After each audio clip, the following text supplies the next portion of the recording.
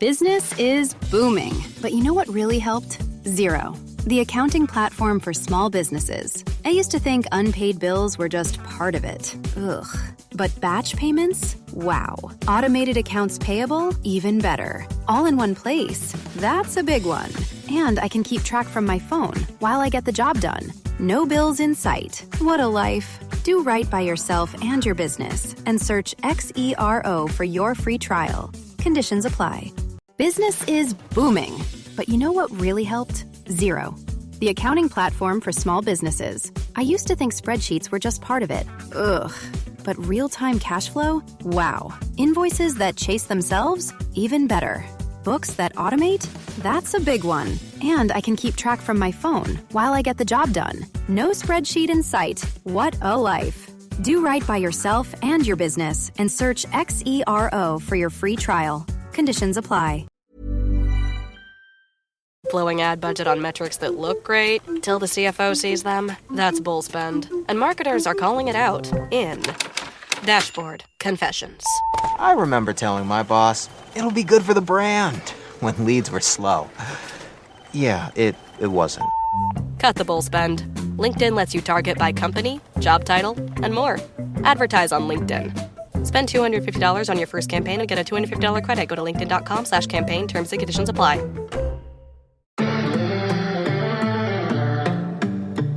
Welcome, everybody, to Tech Magic, the podcast where we talk about everything happening in tech. Maybe it's about immersive technology. Sometimes it's about gaming. Right, lately seems like it's always about AI, and yeah, we have a lot of that to discuss as well.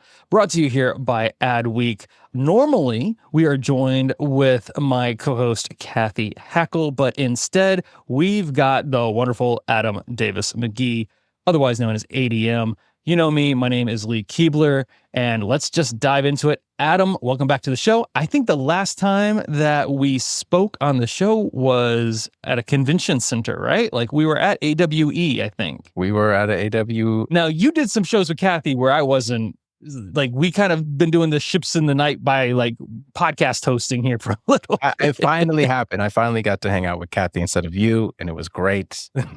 There was a very highly rated show, which doesn't... I don't know if I like that. I mean, look, we're obviously the two best looking people out of the three of us. So obviously. Yeah, that was a good show. I'll take the back seat. That's fine. It's cool. It's all good. Always happy to be here. Always. No, it was a great show. Welcome back. Kathy is out this week.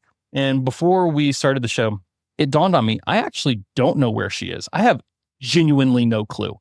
Normally, I kind of tease up where she's at, what she's doing, and what she'll be talking about next week when she returns. I think she just hit the eject button and was like, I don't know if it's a vacation, if she's I really don't know where she is. If she doesn't want to be found, she will not be found. She wants it that way. So we will find out next week where Kathy is. Maybe she's back with the AI dates before. Oh, that's true. She finally got all four of them to pony up for a trip. Yeah, her next stop, she said, was going to be humanoid robots and what that looks like when it comes to like friendships and relationships and things like that. Like she's on this very interesting approach to where I think we're going to be talking about technology 5-10 years from now. She's starting to have that conversation super early. And I'll be honest, I'm not ready for that conversation. This is the first time where I'm just like, you know what? I think I'm old because I'm totally fine with technology is. And if technology were to stop right now, I would be good. Like, this is everything. I don't need anything that seems to come down. I agree with you. I looked at the rundown today you sent me, and I was like, oh, yeah, we can pump the brakes. On like 90% of this can just stop right now. Yes. For real. And people are finding out the hard way. And it's just going to keep on going. Do we just get the AI stuff out of the way, like real quick? You can't really get it out the way. That's the problem. One way or the other, it's going to, Thank you for tuning in to Tech Magic, where you come for the tech, stay for the magic. We'll be back next week. No, we're not going to do that. We're not going to do that. We do have to do it. Let's get to it. Let's just get into it. So Kathy and I are talking about, there's this confusion about AI regulation. The whole big, beautiful bill passing and all of this stuff was in the news. And part of what was going back and forth was it got removed, thankfully, but there was a line in the bill that was entirely put in there by one political party that said that there would be 10 years pause on regulating AI. Whoa. Now, this comes at the exact same time while Governor Abbott in Texas, same political party, is drafting their own laws about we really need AI regulation. So that time we're watching this play out and it's just super confusing. And now we're seeing it go into hyperspace. Now it did get removed from the bill, so it's not in the bill. And then so Governor Abbott's law in Texas is likely to pass or has already passed. But then a story pops up, and this is why they need to figure out this regulation. Someone using AI has impersonated Secretary of State Marco Rubio, contacted 3 foreign ministers, a U.S. governor, and a member of Congress with the goal of gaining access and information or accounts, private information, government secrets, whatever you want to say. So all of a sudden now it's like the light bulb went off and Senator Rubio is introducing new legislation, which they weren't going to be able to do for 10 years just a week ago. That part. New legislation solely looking at criminalizing the use of AI for impersonating individuals, especially attempts to replicate voice likeness without consent. Yes! Good. Well, you see what it takes. Welcome to the party. You see what it takes. It's like, oh, it's happening to me. Oh yeah, we need to get to that. Let's expedite this immediately. And then there wasn't anything sexual in nature. It was just good old fashioned espionage. That's all. It was just AI espionage 3.0. That was it. And obviously, if anyone wants to take a stab at what platform it was on, we could probably take a good guess. It was on Signal. Of course. Signal has had a year. It's like a rocket ship with a ton of fuel, but no regulator on it. It is just off. And the more and more people I talk to, truly, genuinely sit down, have a real conversation with, they all come away saying the exact same thing. And that is, nobody asked for this. This is genuinely a technology that we weren't really asking. Yeah, we weren't asking for and weren't ready for. And it is the legislators' mess to clean up. Well, that's why they're there, right? And so Denmark's figured this out. Yeah. They're trying. They're coming to the table. Hey, they're doing something. They're coming to the table with something. Yeah, so they passed this pioneering liability law, looking at copyright laws, and it's specifically, Rubio should take notes, here we go, to protect citizens' face and voice data, which is exactly the legislation that Rubio is talking about. Under the law, this is the part there where I think it's like, okay, yeah, this all makes sense. And then I read this and I'm like, okay, I can see my way around this. So under this law that they're passing, this is in Denmark, not in the United States, consent is required for all AI training or deepfake use. That sounds reasonable. And I've thought about this all day after reading this article. It sounds reasonable. I don't know another way to do it. But I also know that no one reads the terms of service. So, yes, but you can't say, no, you can't do this if you've got consent, but then the person, I don't know. I honestly don't know how to do this. It's empowering the individual, the citizen, the local. People want to feel like they have a sense of protection in the event that there is some sort of violation of my voice or my face or whatever. So if I do come across that, or I am a victim of some sort of cyberbullying or whatever that look, at least it'll be protected and at least there'll be a sense of accountability held for people and they'll think twice. One thing I think is really important to note is where kind of Denmark lies with its surrounding Europe and UK AI legislation law. So in the article it mentions, France updated its laws in May 2024 with the SCRN law. So users who share someone's deepfakes without their permission, even if labeled, can face between 1 and 3 years of imprisonment and fined up to 75,000 euros. The UK focuses on more sexual deepfakes under the Criminal Law Online Safety Act of 2023, with the violators facing up to 2 years of imprisonment. Define a violator. Well, no, hear me out. Okay, so I have this real issue, and we're going to jump to this. Actually, segues pretty nicely to a different story. But if I create a deepfake of a news story, and we saw this during the Diddy trial, we're starting to see it all over the place, but I called it during the Diddy trial. I said, this is getting real gnarly, real fast, because it was just AI slop everywhere. Yep. Now, YouTube is a user-generated content platform, but there's not a snowball's chance that they know every identity of every user uploading content to their platform. So by these laws, if someone uploads content that breaks the law on YouTube, is YouTube then the one that is held responsible if they can't figure out who created the content? Because see, here's the thing. If you go back to the Rubio conversation, the answer is still it's someone. They don't know who did it. Right. So great. You created a law and said, you can't do that, mystery person. So there's a shadow problem here, right? Yeah. I mean, I think the overall concept that we're looking at across these AI stories is verification, security, regulation, like how we can do it. But I appreciate that countries, legislation, government, whatever, leadership, is that they're just trying to do it. They're trying to put something in place. I'm just asking the question is like, okay, so Senator Rubio, if you don't know who the someone is Signal the one responsible? Like, I don't understand where that responsibility holds, because at some point it's happening. You have to be responsible for the content that is on your platform. Like, I feel like by and large, we all understand that. If you have a platform and that platform is hosting something that is against the law, and you can take that to the most extreme thought process, your platform has the legal responsibility, it should have the ethical responsibility, but let's just be real, has the legal responsibility to track down and remove that content via some form of flagging system. And then is that platform ultimately, it's going to have to come up in a court, right? Like, this is going to have to go to court at some point.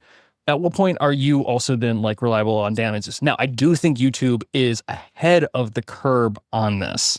Head of the curb? I don't know which it is. I'll have to ask ChatGPT. I never get that right.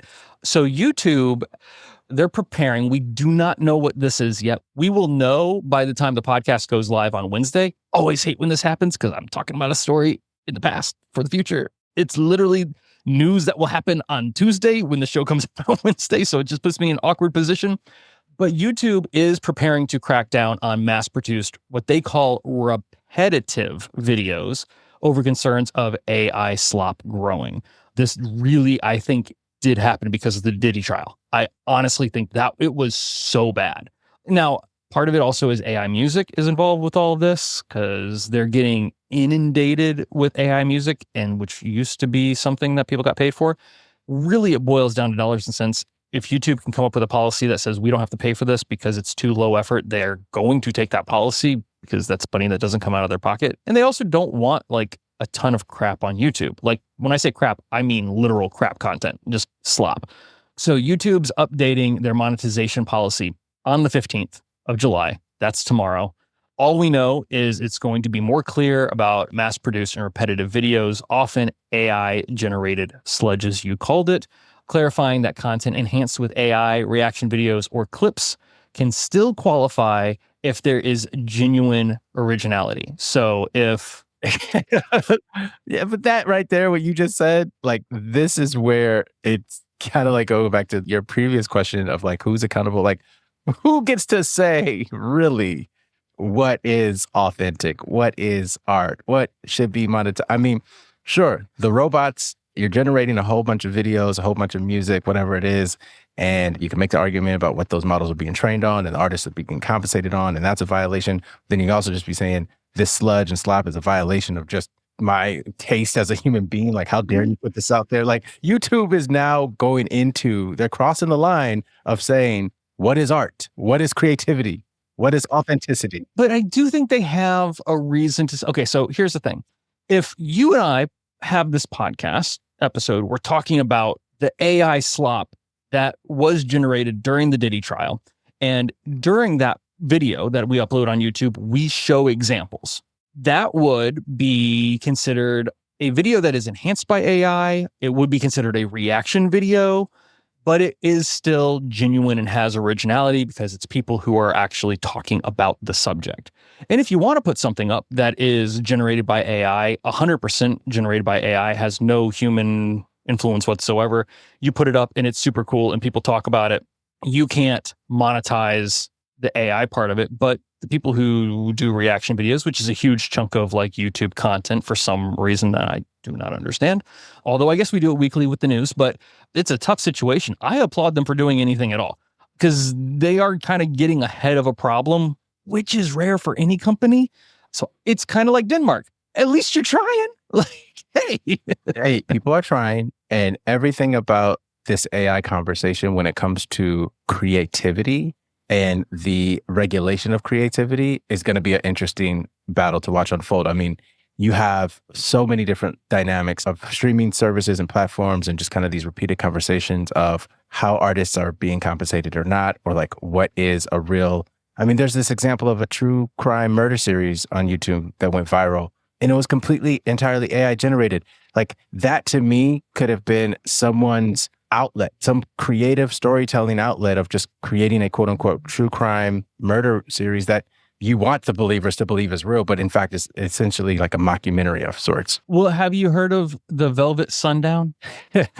Not before today. Yeah. Okay. So the Velvet Sundown... I'm a huge fan. What am I talking about? This is like one of my favorite groups of all time. ...is a band, and I use air quotes, band. The way that the Gorillas are the Gorillas. No, the Gorillas are, no, quote unquote band. What do you, that's... It's not the same thing. It is not. Okay, so Velvet Sundown, they got over 1 million monthly listeners on Spotify before they kind of pulled back the curtain and was like, yeah, ta-da, it's AI. If there's a way to do it, that is kind of the way to do it. I'm not gonna like hate on it. It is. That's a great playbook. I mean, look, virtual talent, virtual influencers, that's already been a thing. We know that is an extremely popular creative approach around the world. So what we're talking about with AI and like the Velvet Sundown, there's two different conversations to me. One is just like how you present your creativity to the world. Like that's completely up to you, right? That's your choice, whatever that is. But then there's also this other conversation that's happening where the Velvet Sundown got 1 million monthly listeners, but I think they were using bots. I mean, I'm not sure. I have to go back and take a look, but the real big conversation was around bots being used to generate fake streams, fake listeners. And not just bots, but these click farms overseas that are... And this has been a problem on Spotify for a long time. I remember like early Spotify, people were just putting up like empty WAV files that were hours long and just setting up bot farms playing empty WAV files so that they could generate money off Spotify. Now, obviously, Spotify caught wind of this. They changed their terms of service. They started cracking down on this. And Spotify's got a long ways to go, but they are at least attempting to kind of cull out the noise, which in and of itself has been super muddy when it comes to what is art, because there are definitely noise artists. Not my thing, but who am I to tell you what you listen to? And so a lot of those noise artists are not getting any of their placement on Spotify now because Spotify doesn't deem what they're uploading to be content worthy of, honestly, hard drive space for them. Well, I'll say this. I'm a big proponent of vibe first and verify later. Okay. I'm going to just say that as where I stand as an artist. Like if I'm vibing to whoever it is or whatever it is, like, okay, cool. Yeah. Okay. Yeah, sure. And then I'm like, okay, to find out all of that was completely generated. Okay. But generated from what? Because we can talk about Timberland. If we're going to go into the ethics of the models, yes, I would hope that you've got your model trained ethically. But I mean, no one does. No one does. No one really does. But like, who am I going to sit here and who's going to check for that? It's not in the rundown. I know that. But like, there's been this like kerfuffle about Suno and the producer Timberland, who's obviously one of the best producers of the last 20, 30 years. Right. Put out some music. It was very easily traceable off of where that music was originally generated. Then he came under heat. I think he tried to do what he could do to kind of like better the waters as best as possible. But it caused such a disruption in the conversation around, oh, wait, this, I mean, if you listen to what the AI music generated was, you can actually pinpoint it to what song it came from, and it was darn near identical. Yikes. Wow. And I'm not saying that was done on purpose. I'm just saying AI does do that. Like sometimes you can tell where things are coming from. I've definitely toyed around with some of the music AI generation tools, not to put anything out, but just because it's something that you should learn about. Had some vocals come back and I can tell you who that vocal was trained off of. It's that specific.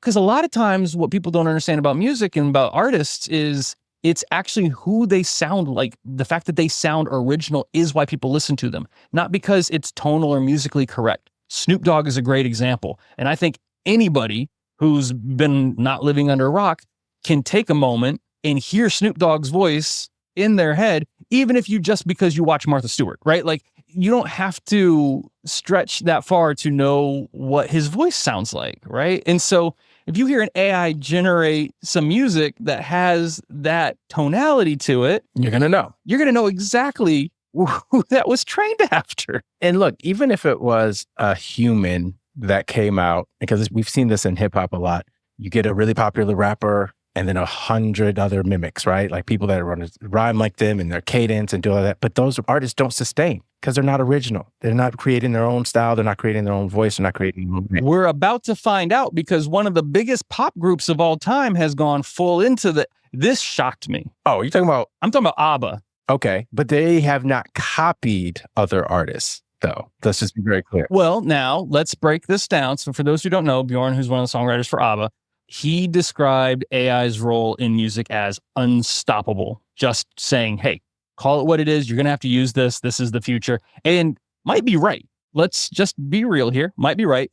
Urging both creators to be both defensive and offensive using AI for ideation while protecting their rights and copyrights and royalties and all of those good things.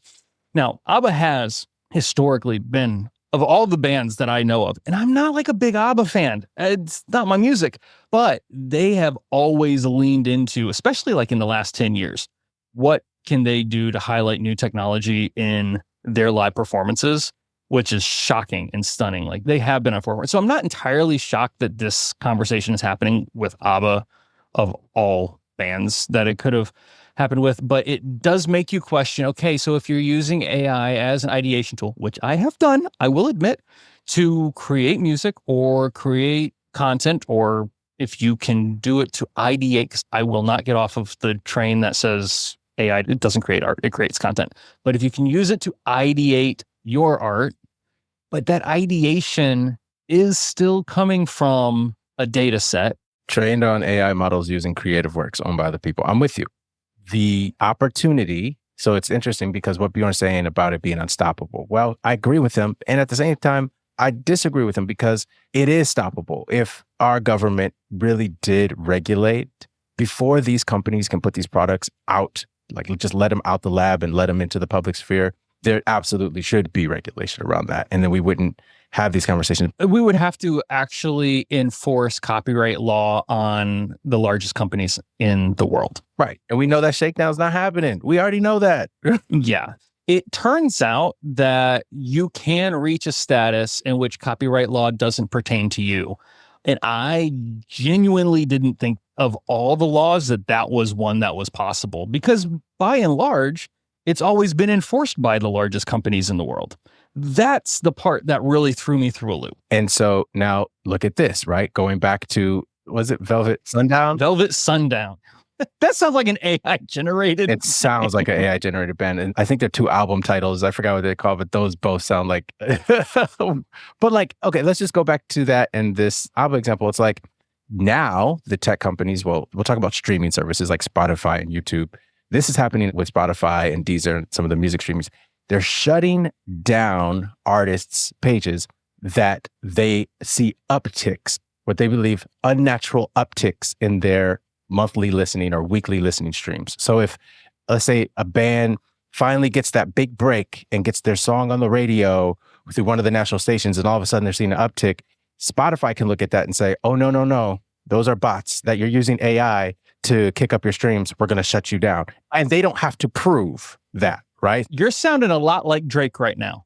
So technically, Drake's argument for his lawsuit is built on that, which is... So fill people in on this lawsuit, because like you kind of unpacked a can of worms here. So you're going to have to go and defend it. This is one of those both ands, not either or moments, okay? So yes, Drake taking on suing UMG, Universal, the biggest record label in the world, because in my personal opinion, the success of Not Like Us, a song by Kendrick Lamar that disses Drake very well, became extremely successful. Became the Super Bowl of diss tracks. The Super Bowl of diss tracks, of hip hop battles. And Drake did not take that news so well. I mean, to the point where the day of the Super Bowl. He literally started a tour on the other side of the world, but he could not escape that. And the success of it was, we all witnessed a cultural moment. It transcended so much. Not like us, all these, like, that is not the type of example where I think Drake is correct. Even if Drake is technically right, like even if he was studying the numbers so closely and saw like there can't be that many tens of millions of people listening and loving the song, whatever, Drake, you lost the battle. My point right here is for the little guys, not Drake. My point is there are a number of these stories coming out from artists where Spotify is shutting them down and censoring them, which I think is just so ironic. Well, the government is not, or like while they're trying to get support from the government for doing the exact same thing. What we ultimately are seeing is we're starting to see companies that rely on accurate data having to fight companies that are bent on generating anything data. And this is kind of the real behind the scenes war that I think is happening between very large, very valuable, very powerful companies. We cannot sleep on the fact that Spotify is an incredibly powerful company. They pretty much dominate an entire form of medium in a very similar way that like Netflix does for movies, to the tune that they somehow have kept Apple Music at bay. Like the adoption rate for Spotify is through the roof. Now, ironically, they're also toying with AI-generated voice and AI-generated DJs, so it's not like their hands are clean of all of this. But it is interesting. Let me ask you this. Do you think a Spotify or a Deezer or even a Netflix or whatever, should they label? Well, I'm going to ask you about music specifically because this is very much in your wheelhouse. Do you think a Spotify should label music as AI generated? Yes, but I'm going to tell you a story. Most people know that I'm a DJ. I come from a music production background. That's actually how you and I met. We basically had a family reunion here and had a ton of family and still have family in the house. That's why I probably sound super tired. But I have two nieces and they're both under the age of 9. So like one's like 9. The other one I think is like 6 or 7 or something like that. And if she's listening and I got your age wrong, I am so sorry. Oh, such a bad uncle. But they wanted to come up to the studio and the youngest, 6 or 7, is actually got a lot of rhythm and is learning how to play the drums, even at a very young age. Very like naturally, rhythmically talented girl. And she wanted to see how Uncle Keebs makes music. And so I pulled out the MPC sampler and I said, okay, you see that stack of records over there? Grab one of any record over there. So she brings me over the record and I put it on the turntable and I do the needle drop. And I was like, I'm just going to put it anywhere. And I take a little sample of this record and then I start working and I make this whole beat out of it. And it sounds nothing like the original thinking that she'd love this, right? And she'd think it was really super cool. Just doing it to like walk her through the concept of how a lot of music's produced. And she does not miss a beat. She goes, huh. So you just stole that person's music. Oh, I mean, it's 1 + 1. She nailed it. Like she nailed the concept and the problem when it comes to sampling. And I had to talk to her. I was like, no, if I were to actually release this or put this up on a platform, I have to give it credit. Then that artist is going to get attributions and they'll make money off of it as well. You can clear samples and things like that. We had to have, but her initial reaction at that age felt bad. It was so spot on. She's felt accountable. If a 6-year-old can understand that if I were to release that song, that's stealing, your AI generated music to a 6-year-old knows what's up. So I love that story. And it's just the chain of accountability is what we're talking about here, right? Yeah. She dropped that hammer. It was great. The distribution platforms that are going to play it need accountability in place. The artists who are creating, the models that are being trained, the companies who have the models, all of it needs accountability. Now, does MPC, Technics, or any of these music companies, do they need to be accountable? No, that's a completely different type of chain of accountability.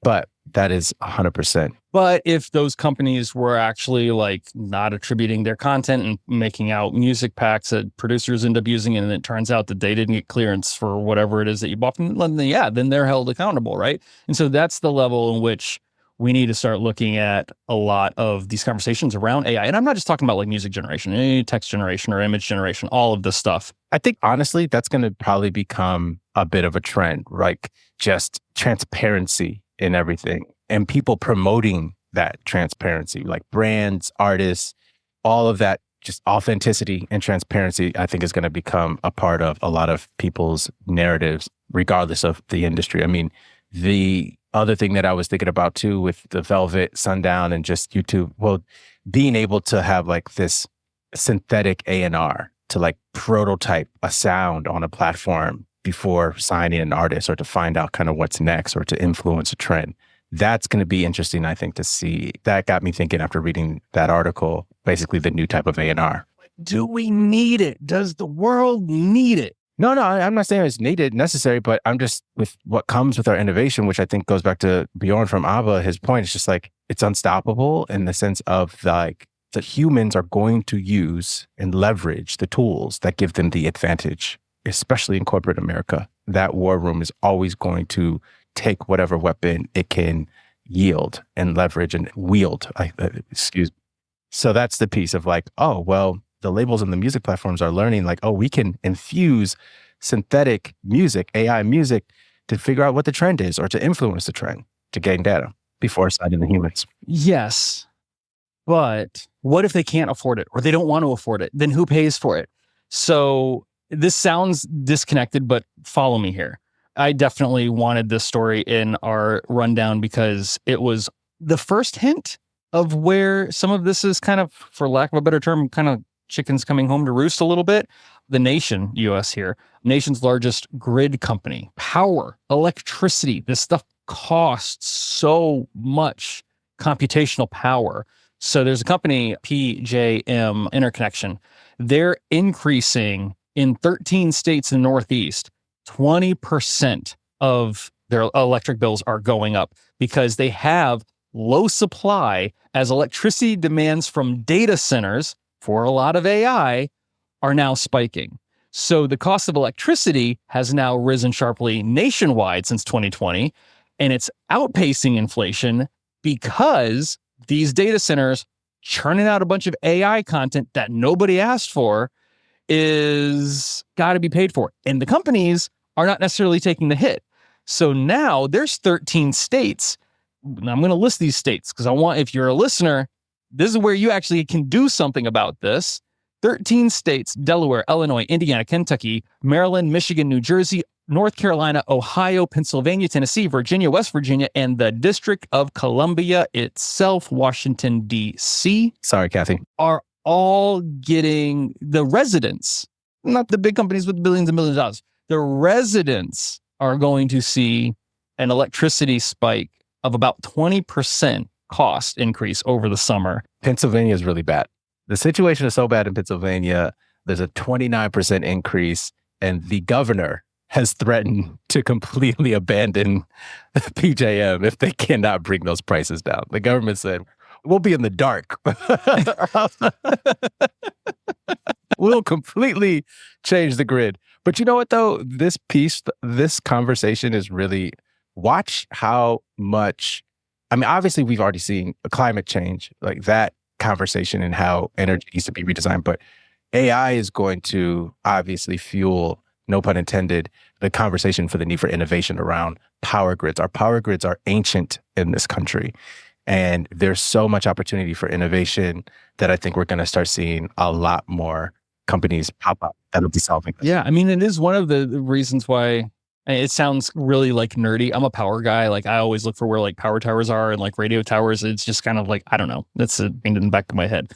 But Oregon, especially in Portland, being a hydroelectric city, we have a pretty solid power grid, barring none of the national parks burned down. That tends to kind of throw a wrench in things. Nobody's perfect.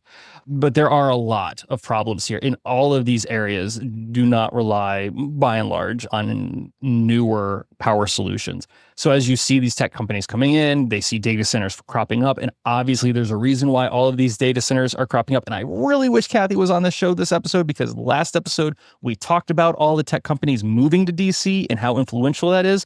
And we're already seeing this conversation happen in Pennsylvania area and Washington, DC itself and the surrounding areas. Because if you look at it on a map, you're like, oh, yep, that block is going to get real expensive to run that air conditioning. And they need it right now. I mean, 20% increase on most households on your electric bill is freakishly hard to deal with. That's just going to be rough. The bids were pretty crazy. I mean, just before we transition out of this one, the going rate for power plants jumped 800% from $269 per megawatt a day compared to $28 a year before.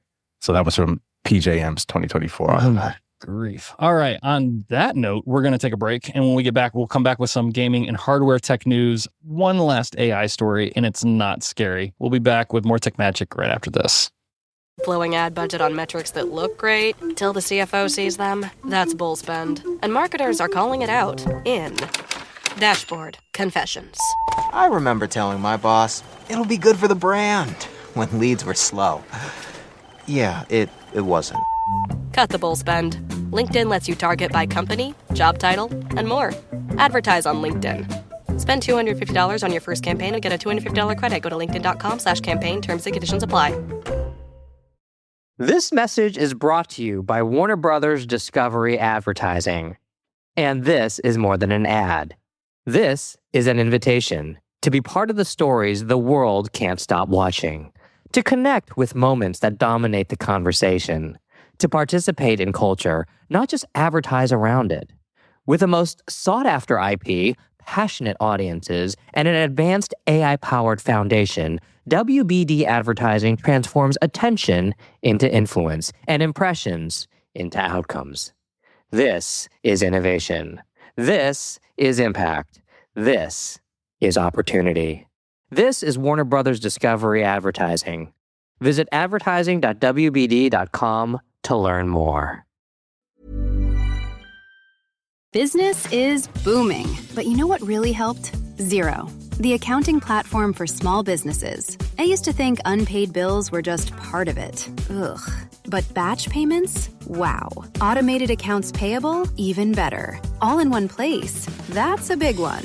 And I can keep track from my phone while I get the job done. No bills in sight. What a life. Do right by yourself and your business and search XERO for your free trial. Conditions apply. Business is booming, but you know what really helped? Xero, the accounting platform for small businesses. I used to think spreadsheets were just part of it. Ugh.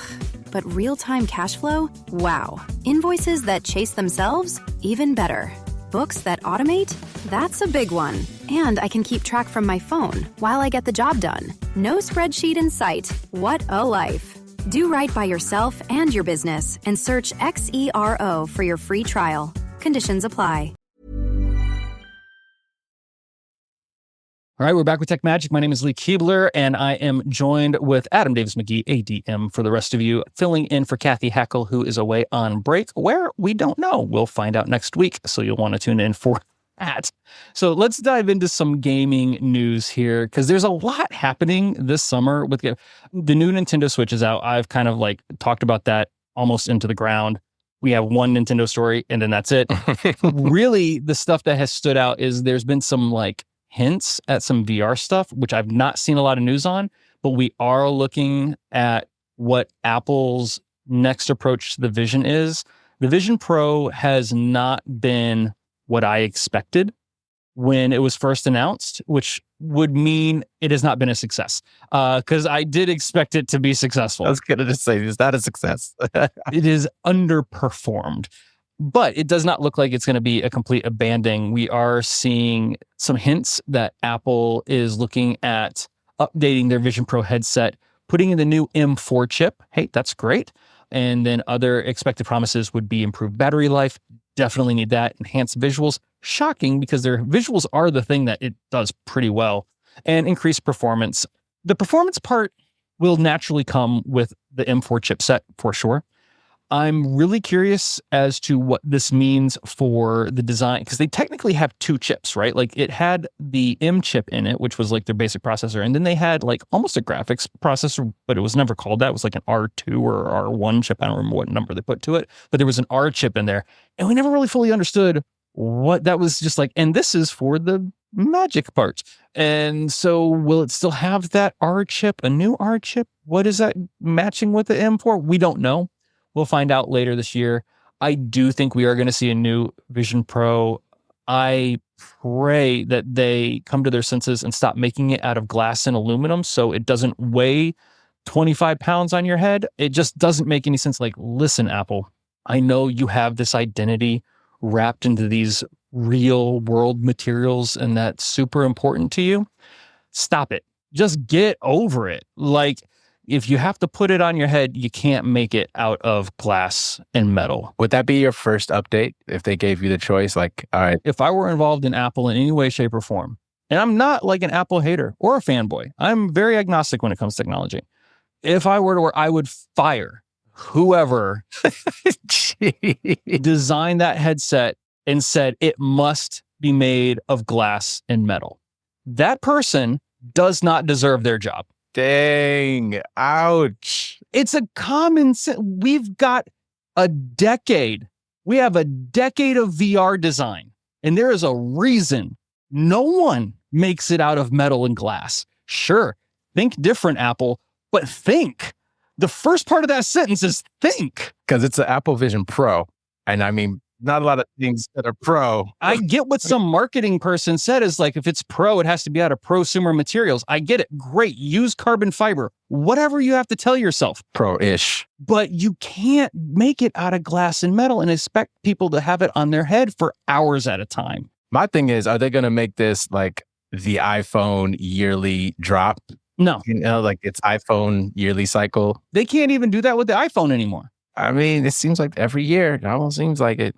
I mean, yeah, they dropped an iPhone 16. What did that do different that was different from the 15? Hey, I'm not saying it's actually worth the drop, but I get excited when I do see the upgrades and the updates, a new release, you know, making it harder, better, faster, stronger. But it might get smoother, but it's still going to probably be corporate card only. So yeah, the price is at $3,500 is ridiculous. I do think it needs to come down in price. But had they made a headset, that's why I said they could have done carbon fiber. At that price point, you could have found a way to not make this out of metal and glass and not weigh what it weighs on someone's neck. If you cannot make it comfortable for long periods of time and your competition is $299 and is more comfortable, what are you doing here? That's a super loss. There's one thing I've always thought about, because you're a Back to the Future fan, and we're both Back to the Future fans. You know, the strap, the knitted strap on the back of the Vision Pro, always reminded me of the sleeves when Michael J. Oh, the jacket. It looks like the same material, like the same little scrunchie. It does. I really liked the Apple Vision Pro's back strap. My complaint was that it didn't have a top strap. I'm in the top strap camp all the way because you have to have something that distributes weight across your head evenly, especially if you're not doing a counterweight with the battery on the back. This is what the Meta headset did very well. When they started putting out, no, not like with the stock strap, but the Elite strap with the battery. The Elite one, yeah. That is a must buy if you are a power user of VR of any kind because it is the right counterweight. Does it add weight to your neck? Yes. Does it feel lighter and more comfortable? Yes, because it's not just about reducing weight, it's about balancing. And when you put all of that Apple Vision Pro magic, which weighs the weight of a brick on the front, and there is nothing on the back to counterweight it, that battery that they've got on a long tether sitting in your back pocket should be on the head strap. That'll be the news that we want to wait for, is an update on the battery. I just don't know what we're going to do with that. We'll see. If they release it with a tethered battery, I'm still going to be like, that's like, do you honestly think like adding the chip, like the M4 chip is great, but like, let's catch up to Meta, like catch up to the, anyways, whatever. If you're trying to catch up to a company that makes a product that is genuinely more than $3,000 cheaper than yours, yo, what are you doing? And honestly, I'd just say, Apple, just get to the glasses. That's really what I really... Can they? I'm dead serious. Yes, they can. They have the money. They have the resources. They had the money to make the Vision Pro correctly. They didn't do it. If you are going to release glasses, are you going to have to make your own glasses? And are those glasses going to have to be made out of glass and aluminum? Because I'm not wearing aluminum glasses out in the sun and baking tan lines in the side of my head. If that is the design structure that Apple has to bring to the table to justify their products because you can't use plastic anymore. Maybe the Vision Pro is just one big distraction while they just really work on the glasses in private. That's an embarrassing distraction. It's a misdirect. I know they say there's no such thing as bad press, but it's an embarrassing distraction. I want to see it work because I actually like the operating system. I like how if you just look at it from what it is software-wise, like it's got a lot going for it. I got my own complaints about that, but we don't have to beat a dead horse here. But we just need to see those changes. Speaking of software, I was not seeing this coming. Meta, of all places, MetaQuest, the headset that everyone wanted under their Christmas tree last year, and I think you're going to want to get into this year, and then 2 weeks ago just announced a partnership with Xbox. It is like the gaming VR headset of all gaming VR headsets. Now has Zoom. So you can, I guess, shoot zombies and then take that Zoom interview that you need for your next call. Have you ever been in VR? Use Zoom and VR together? Because for the listeners, Meta had the feature where you could use... It wasn't Zoom. They tried to build their own like in-office system. But you could do was it Rec Room? Or there was one of the apps where you could get a pipe in through a third party. But this is a new update. This is like a much more accessible update. Yeah. So Meta had toyed with the idea of workspaces. And when workspaces first came out, we're talking around 2021, maybe 22. I actually really liked it. It was very promising as an app. Everything that was clunky on workspaces was software that didn't exist in VR. It was stuff you had to do on your desktop to make it work. I hated all of that. It was very disconnected. It didn't feel right. It left to a lot of like headset up, headset down, headset up, headset down. That's just not cool. So wasn't a huge fan of that part of it, but I really liked the idea of what workspaces could be if tuned up. And it was very close. Seeing Zoom come to the MetaQuest is not only interesting, but I'm also going to be very curious as to like what you look like. I'm assuming this is going to be avatar driven. It's going to have to be avatar driven because there's nothing within the Quest that could do anything like one of the things Apple Vision Pro is doing very well is the personas. The upgrades over the last year on personas is shocking. I mean, that stuff is magic. But this is going to have to be, because even internally, MetaQuest doesn't have like eye tracking, facial tracking, or anything like that. So it's just going to be voice and puppetry is going to be what it's going to have to rely on. And then rudimentary hand gestures while you're holding controllers or doing hand tracking would also make sense. The Zoom Android app, that's what's available in the Meta Horizon store, but it can be used to join any Zoom meeting, free or paid. And as a 2D app, can be used with the pass-through, which I think, to your point, can probably create some unique opportunities for some phygital kind of new looks, if you want, like with your home, like a branded space, like if you really want. Maybe, but we're talking about a Zoom call. The person's supposed to see you, not your living room. I mean, you're talking about an app that has gone out of its way on desktop to not show people what your house looks like because they know it's a mess.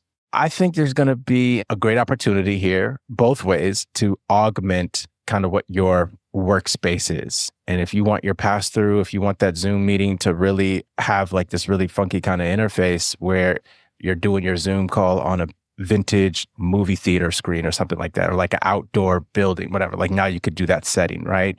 But for people to see you, the opportunity now is going to be like however dialed in they can get your virtual avatar. I'll try it when it comes out. I'm going to look at it. We're not going to do a podcast from it, but maybe not yet. Maybe one day. We'll see. But Meta Horizon Workrooms was available for paid Zoom Pro meetings, and now they've just upgraded now. Put it all in together. Now that makes sense.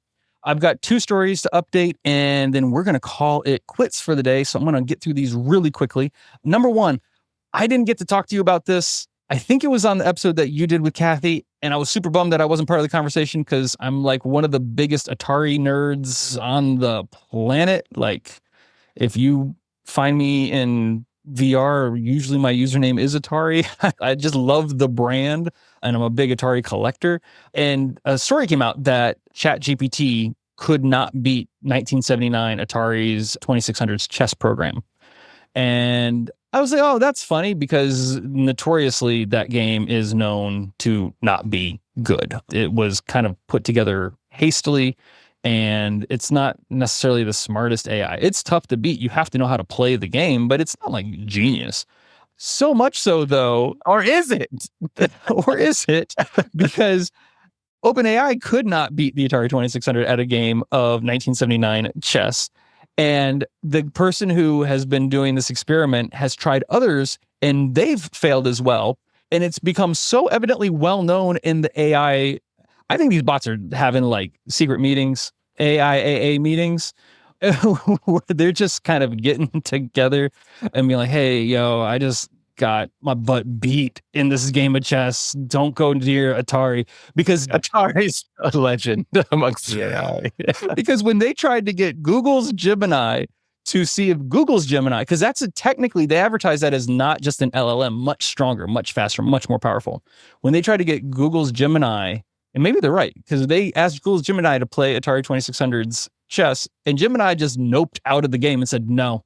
Because if these IDOs don't want the embarrassment, absolutely not. It just refused to play the game. At first, though, Gemini was talking that talk. Yes. Gemini was talking that talk like the other AIs were talking that talk about, I can beat this 128-bit chess game.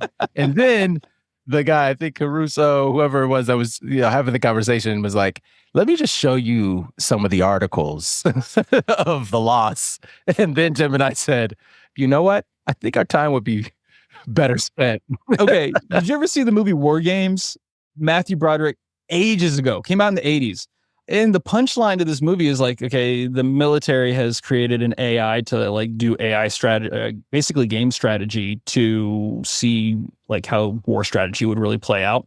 And the way that, this is not a spoiler because it came out before most people probably listening were born. So if you haven't seen it by now, you weren't going to see it tomorrow. The AI realizes the only way to win the game is not to play. Like that's actually the like last. And I read this article. I'm like, oh, Gemini might be the smart one and knows the only way to win is not to play. Okay. It just said no. It absolutely knows. I mean, I'll say this though. Obviously, there's a lot to unpack there because I really have questions. I mean, personally, I want to know, like, are there witnesses to these games? Are we just taking someone's word for it? Like, I don't know how these matches are being constructed and like how Atari is being propped up. Like, I did not double click really into it. But when we know that like ChatGPT, like these machines, they hallucinate, and you just like, you try to give it just like some very specific tasks and it will just embellish and it'll just go off the rails. And when I was reading this, I just thought how it kind of does highlight how like these LLMs are still struggling with just strict rule sets and just cannot like stay in the lane and just win within strict, like it has ADHD in the cave. Like it goes off. So that's the thing that goes through my brain is like, maybe these machines just are having trouble focusing. And the old school models are just like, I'm waiting for one thing. I got my lane. I know what I can do. That's funny. Okay. So last story here. A couple of weeks ago, I talked about Nintendo. Their Switch 2 came out. And a lot of the third-party games are coming out on what are called key cards, meaning that the cartridge that you're buying at your favorite store doesn't actually have the game on the card. It is basically a digital download with way more inconvenience for some reason. The one thing that I guess it does allow you to do is you could sell that game to like a GameStop or lend it to a friend because you have to have the cartridge basically downloads the game, puts it on your Switch, but you don't actually have the game on that cartridge. And that has had a huge, now that's not all games, all the Nintendo first party games, the game's actually on the cartridge. This is just third party games that other publishers have made. And it's not all of them. The publisher has the choice of what to use, but by and large, most game publishers for this first series of games have opted for the key cards for multiple reasons. And the player base is not having it. And there has been some articles that have kind of hinted towards publishers not being happy with how their physical game cartridge sales are going because no one's buying these game key cards. We weren't really sure if those numbers were real or not, but it made for really an interesting insight into what the player base is willing to put up with and what they're not to. And a lot of people who buy the actual cartridges for Nintendo are buying it because they want to own the library. I'm definitely one of those people. As it turns out, Nintendo's finally taking some notice. We were all thinking, nah, they're not going to like pay any attention to this. And they're starting to survey Japan. Now, this is important because Japan, like culturally, when it comes to the gaming industry, they really hold a lot of value in ownership and collecting that game and having it in their library. I very much am the same way. There's a lot of people in the Western market who feel the same way, but a little bit less so. We have a younger generation of gamers who very much just want it from the eShop. It's the convenience factor. It's not so much the way it is culture in Japan when it comes to the gaming culture. So they're surveying Japan right now with Switch 2 owners about their impression of the new game keycards. That's the only update. It's just a little hopeful that, hey, at least they're asking the right question. We may see a change in their policy or however this like hybrid format is going to roll out in the next couple seasons. I'm kind of being reminded of the Xbox One a little bit, where there was some drama around kind of just like ownership and titles. Yeah, that was a little bit different because they were basically shipping key cards in boxes, which some Switch games do as well. So you get a box and it's got a piece of paper and it's a key card, and you still have to go to the eShop, you download it, and now it's on your system, but you can't sell that. Like you can't take that to a GameSpot or GameShop or anything like that, or trade it with a friend or let someone borrow it or anything like that. Game key cards do operate a little bit differently. While the game is not on the key card, as soon as you put the key card into your console, it will download it, and you have to have that game key card inserted for that game to play. So if you remove it and you give it to your friend, it will download on their console, and then as long as they've got access to that game key card, they'll be able to play it. But the second that they don't have that key card, they're just going to have to delete it from their system because you can't open it. I get what they're doing. It's just not why people buy the games. At least that was my theory, and maybe we are seeing it play out. Anyways, that's what we have for today. We've been here for an hour. We've taken up all of your time. Adam, thank you again, as always, for joining us here at Tech Magic, where we always invite you to come for the tech and stay for the magic. I'm Lee Kebler. Kathy Hackle will be back next week. And special thanks, as always, to Adweek for bringing this show to you. If you've enjoyed today's episode, please leave us a review and let us know your thoughts. We'd love to connect with you. Just search for Tech Magic, Kathy Hackle, or me, Lee Kebler, or Adam Davis-McGee, and you will find us. Be sure to check out our new Substacks. Kathy's will always be packed full of insights that we've discussed here on the show, as well as her articles and her publications. Mine will have links to all of the stories we covered in today's episode, behind-the-scenes clips as well for things that you may have missed. Just search for us on Substack. You will find that exclusive content there. We will be back next week.